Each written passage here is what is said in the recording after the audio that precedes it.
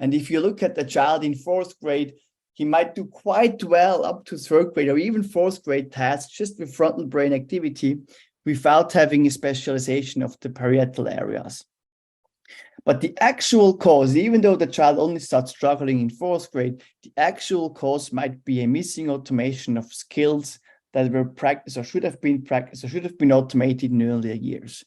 So it's really important to be aware of the fact that the problems might occur later or may be observable later than they actually occurred, because you can compensate for some of this missing automation by just focusing more and using more frontal capabilities.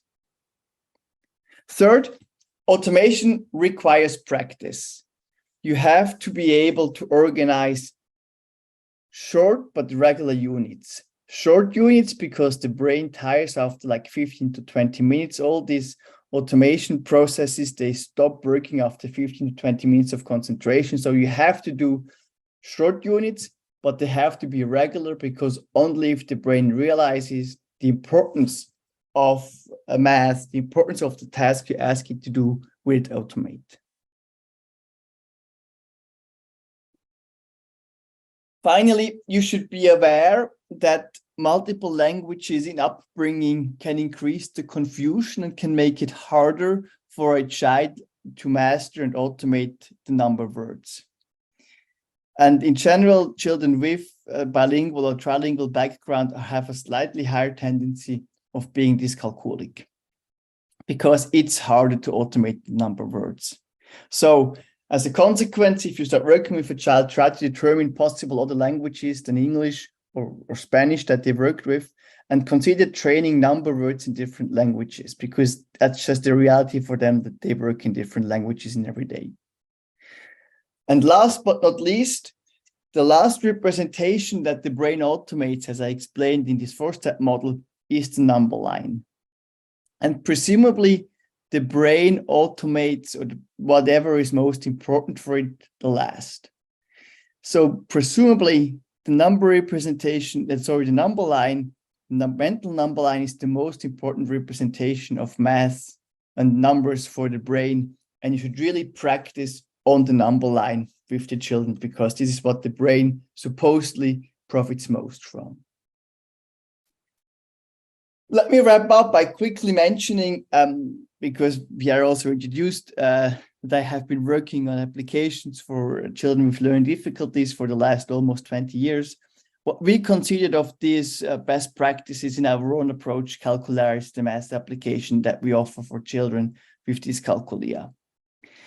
To handle the anxiety and the fear which might be the cause of dyscalculia, our applications use artificial intelligence to automatically adapt to each child, so that the content we ask, the tasks we pose, are not too difficult, but also not too easy. So we don't overwhelm the kids and they're not afraid of the difficult tasks they might encounter in Calcularis.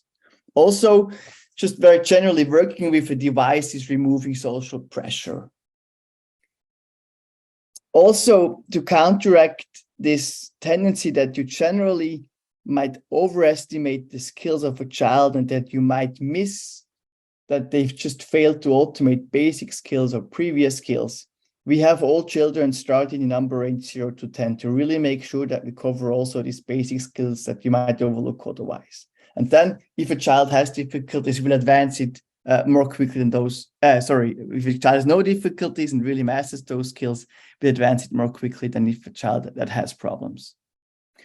Also, to offer enough practice time, because automation requires practice time, Calcularis allows autonomous learning, so that children can work anytime, at home, at school, at whatever. Whenever it's possible to fit in 15 minutes of practice, you can use the application and train without the teacher or educator instructing you. And finally, because the number line seems to be so important for the brain, we really use the number line in almost every task that's where it's useful.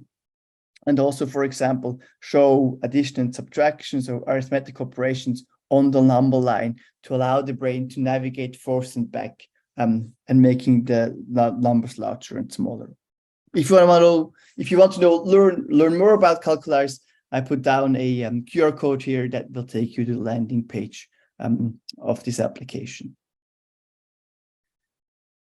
Well, to wrap it up, for me, it's really important that you give every child a solid foundation. As this four-step model describes by Shalev and von Oster, you really have to climb all the individual steps of these representations. You have to automate all of them. Otherwise, if you have gaps anywhere in these basic math facts, you will never become a proficient math doer. So the goal has to be to enable each learner to acquire these basic math skills.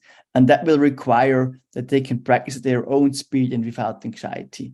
And most likely, that's only possible if you organize an independent and autonomous training for them. Thank you very much. Perfect. Thank you very much, Christian. And I'm keeping an eye on the clock. We still have 2 minutes. And I'm just seeing a couple of questions that just came in our way.